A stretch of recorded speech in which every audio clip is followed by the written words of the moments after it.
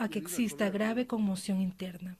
Se otorga ahora el uso de la palabra a la asambleísta nacional Pierina Correa, Muy buenas quien es noches, parte señora de Presidente. Buenas UNES. noches a todos los compañeros asambleístas que están conectados y también, por supuesto, a toda la prensa y a la ciudadanía, de manera especial, que nos sigue a través de las redes sociales. Hoy, una vez más, el presidente de la República se burla de la Asamblea Nacional al irrespetar y pasarse por encima de la misma ley y la Constitución.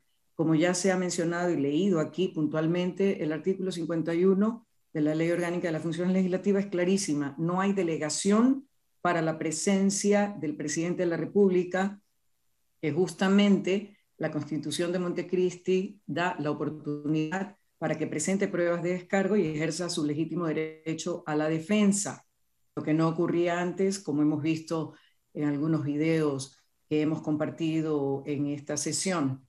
No hay delegación, es un irrespeto que haya enviado al secretario de la administración, que encima es esposo de doña Ana Belén Cordero, coincidencias en Pascuales, y adicionalmente es el experto en hacer decretos borradores para que firme el presidente y después otros borradores para derogarlos.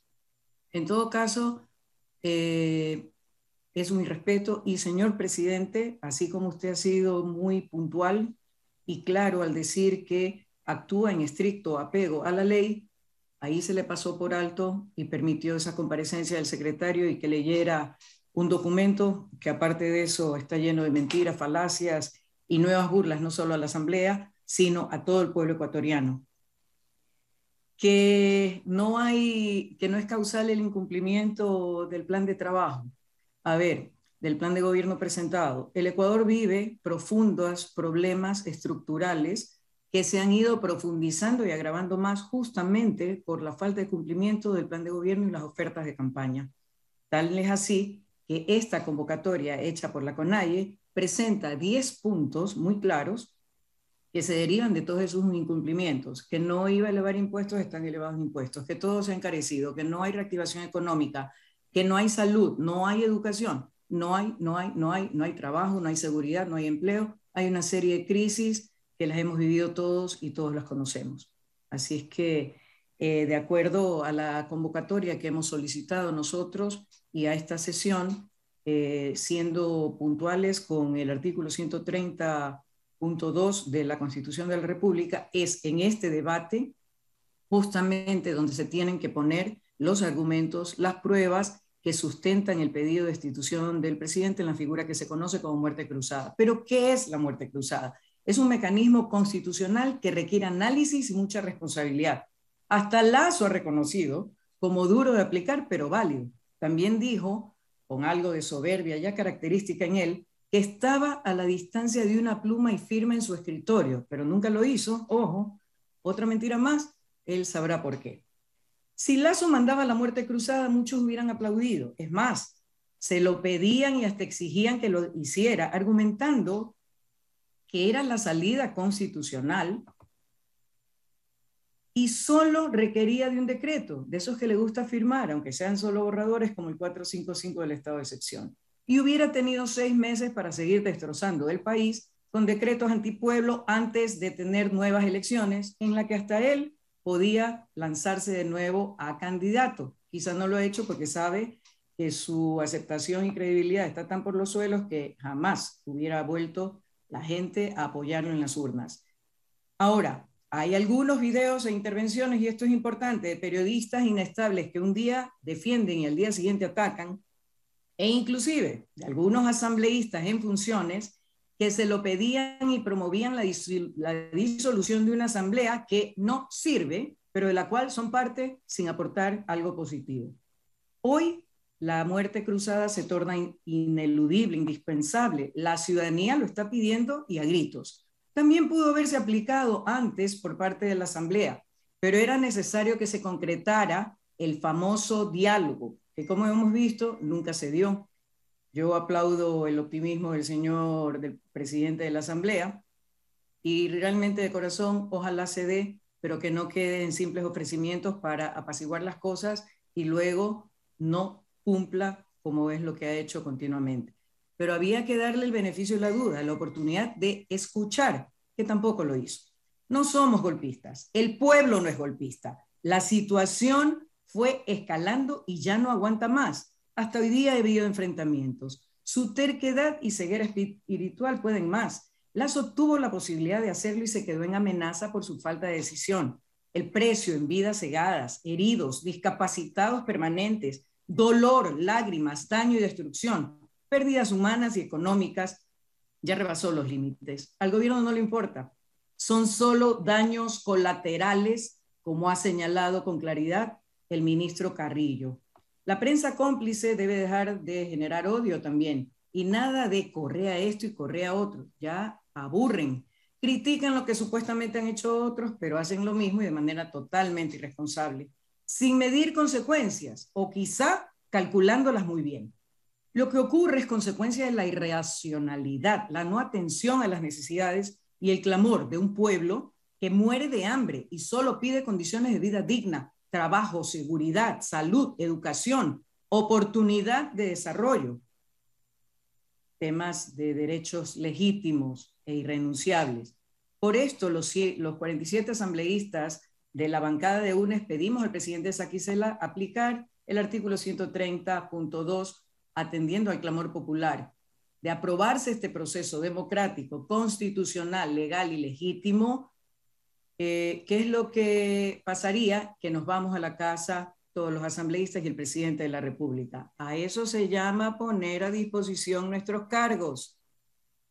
No equivale a una renuncia, es un mensaje claro de que no nos aferramos y pensamos en el bien del país. Todos, asambleístas y presidentes, a la casa.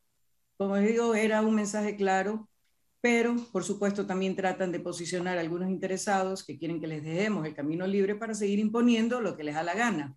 Hoy, doña Ana Belén Cordero ha dicho otra barbaridad, argumentando que las comparecencias también deberían de verse excluidas. Las comparecencias son parte de las pruebas y los argumentos justamente para sustentar desde la sociedad civil la muerte cruzada que estamos proponiendo. La vida y la paz son nuestra prioridad. Nosotros representamos al pueblo, el país es nuestra prioridad. Lo único que hacen es acusarnos de golpismo cuando aplicamos la Constitución y creemos en la verdadera democracia participativa, mientras antes le hacían barra a Lasso para que él lo hiciera. Ahí sí estaba bien. Doble rasero, doble discurso a conveniencia. Lasso está enfermo de maldad y avaricia, de odio y traición al pueblo. Se le ve en el rostro, en la mirada, en la expresión. Algo que lo avejenta y que le está pasando una alta factura en todo sentido. Todavía está a tiempo, pero su tosudez no le permitirá recapacitar. Incrementar la fuerza y la represión, esa ha sido la respuesta del presidente Lasso y sus ministros hacia el pueblo ecuatoriano. No ofrece diálogo ni soluciones, ofrece violencia y muerte. Quizá, si es que a él le queda algo de dignidad, debería de considerar presentar su renuncia al cargo y así de paso hace un jueguito similar a la derogatoria del artículo del decreto 455 en media sesión del Pleno donde se trataba ese tema, burlándose así de la Asamblea y su trabajo. Pero ¿saben qué? Pueblo ecuatoriano, logramos lo que pretendíamos, evitar un decreto que era lesivo a la gente. Y lo logramos.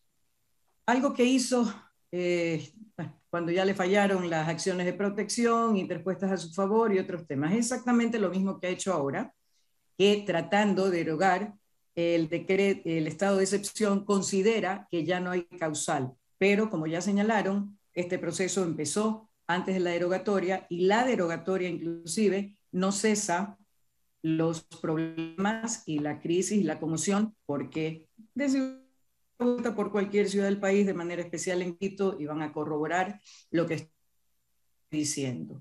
Lo que es peor aún, sin la humanidad, han bombardeado con gases lacrimógenos aquellas zonas consideradas de paz, la Universidad Politécnica Salesiana, la Central, la Casa de la Cultura, sin importar que ahí habían niños, adultos mayores, mujeres.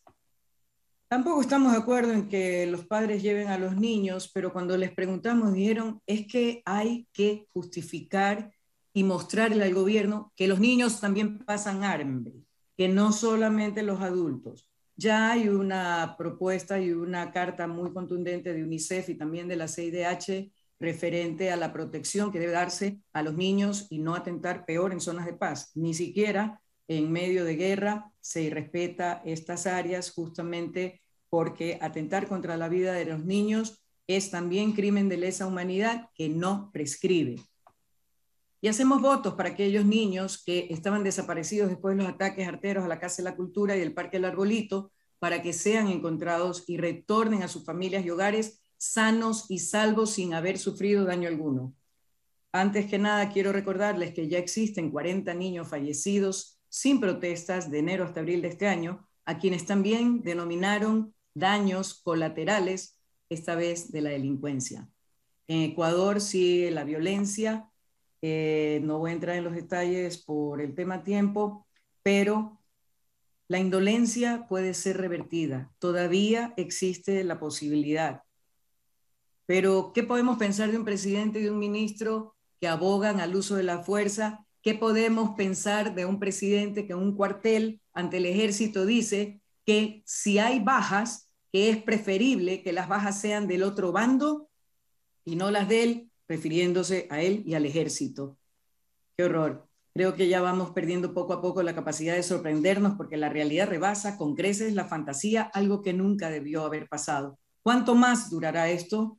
Todo el tiempo ha estado la decisión en manos del gobierno. Sencillamente no le interesa. Sus pensamientos andan más por el lado de los temas económicos y financieros, de su interés particular, y eso está muy lejos de la gente sencilla, de a pie, de sus pedidos y necesidades. Creemos en la democracia, creemos en la Constitución. Con la muerte cruzada nos vamos todos a la casa, asambleístas y presidente. Vamos a elecciones anticipadas. Les devolvemos el poder al pueblo, que tendrá la oportunidad de elegir a sus autoridades o de ratificar las que están en funciones, volverlas a nombrar, cambiar el rumbo del país. Lazo podrá participar y será la gente quien decida con su voto. Paremos las muertes, paremos el dolor. Esas muertes ya no se reponen. Los daños, estamos en contra de todo tipo de violencia, de sabotajes, de daños a la propiedad privada y pública. Al final terminamos pagándolas nosotros. Pero todo eso ha sido propiciado. ¿Por qué? Porque tenemos, y voy a parafrasear a la señora Ana Belén Cordero, tenemos a un presidente que él sí es ciego, sordo y mudo. Gracias a Dios no habla mucho porque encima cada vez que habla nos hace pasar más de una vergüenza en ámbito nacional e internacional. Y es para continuar con los vejámenes y la desatención y los ataques. Gracias, señor presidente. Como dije, estamos en contra de todo tipo de violencia. El Ecuador es un país de paz. La ciudadanía, los ecuatorianos, somos gente de paz. Solo queremos estabilidad, seguridad, trabajo digno para llevar la comida a nuestros hogares. Y finalmente, parafrasear a Santa Marianita de Jesús, que dijo hace ya muchos años como una premonición, el Ecuador no va a desaparecer por los desastres naturales, en eso somos sumamente resilientes. Va a desaparecer por los malos gobiernos. Y parece que esa premonición se está haciendo realidad. Comenzamos con Lenín Moreno y continuamos con Guillermo Lasso. Esta es la oportunidad que tenemos como asambleístas representantes del pueblo ecuatoriano de darle esa voz de esperanza al pueblo, mandando la muerte cruzada y que Lasso se vaya a su casa. Gracias, señor presidente. Asambleísta Esteban Torres tiene la palabra. Escuchamos la intervención del asambleísta nacional Pierina Correa. El parlamentario sostuvo que el presidente no podía delegar su defensa en esta sesión, lo cual lo catalogó